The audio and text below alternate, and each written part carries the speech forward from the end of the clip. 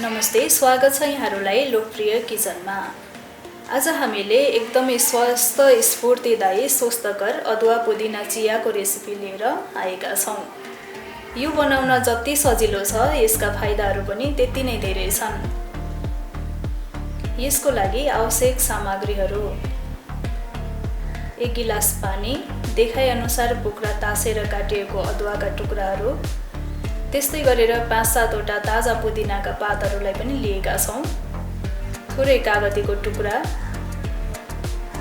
अनि मह चाहिँ स्वाद अनुसारको लागि। अब यसलाई बनाउने स्टेप बाइ स्टेप विधि देखाउँदैछौँ। सबभन्दा पहिले हामीले एउटा भाँडोमा 1 गिलास पानी बसाल्यौँ। त्यसमा अब काटिएको अदुवा हालेर सबैभन्दा पहिले यसलाई मध्यम आँचमा मजाले उमाल्न दिएका छौँ। पानी उम्लिन सुरु गरेपछि आगो सानो पारेर बिर्कोले 5-7 मिनेट पाक्नका लागि छोडेका छौँ। यो पनि याद राख्नुहोस्, अदुवालाई जति धेरै उमाल्यो चियामा यसको स्वाद र गुण त्यति नै राम्रो हुन्छ। अदुवा पानी मजाले उम्लिसकेपछि अब यसमा हामीले पुदिनाका पातहरू हालेका छौँ।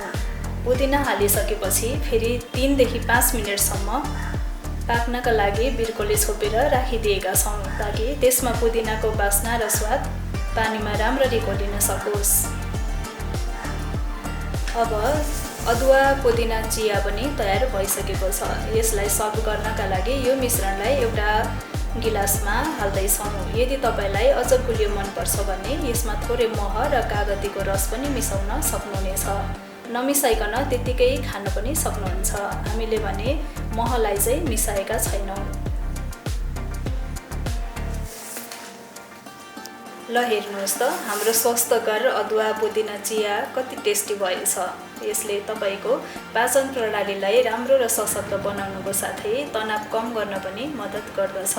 आजै यसलाई घरमा बनाउने प्रयास गरेर यहाँहरूलाई कस्तो लाग्छ कमेन्टमा बताउनुहोला।